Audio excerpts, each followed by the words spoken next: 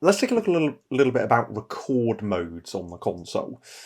So we've seen that record live, tracking mode, and mark late are the defaults. If you go to options, system properties, show defaults, in the queue list tab, you'll see here you do have these three options. So live will be default. That means you're going to be recording whatever the output is on stage by default.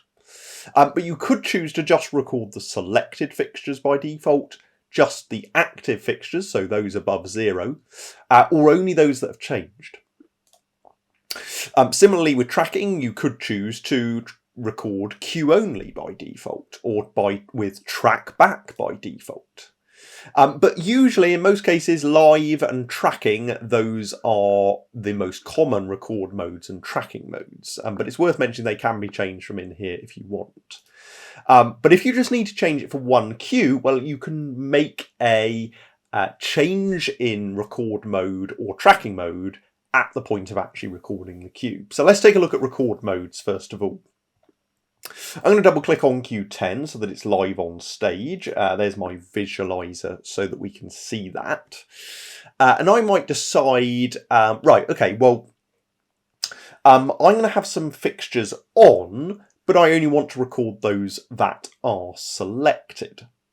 So let's say, for example, that I want 7 through 10 I need them on stage right now. You know, maybe there's cast members need to see a little bit easier, so you've just needed to chuck a little bit of light on stage, but you don't want to record that into the scene. The only light that you actually want to record, the only one of those lights that you do actually want to include is light 7. So I'm going to go and select light 7. I'm going to do a 7 enter so that only light 7 is selected.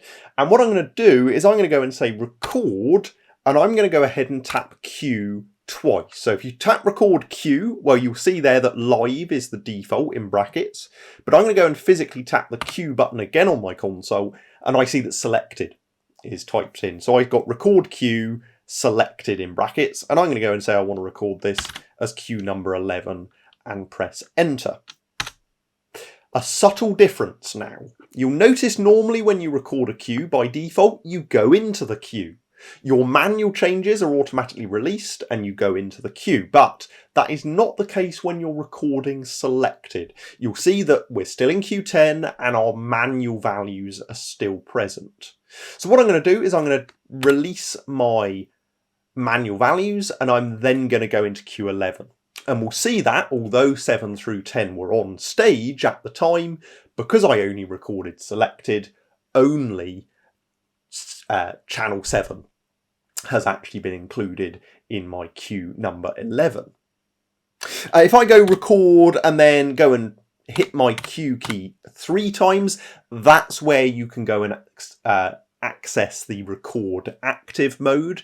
Remember, record active, that's only recording fixtures that have an intensity greater than 0.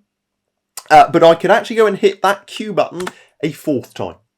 And that's then how I could access the record changed option. In the most cases, though, you should find that if you tap the Q button, by the way, you'll wrap back round to live. So if you hit the Q button too many times, you can just wrap back round. But you should find that record live, that's what you're probably going to want most of the time. And of course, you can then just do that second click of Q if you need to get to the selected mode, which is the other option that you might want to use now and then.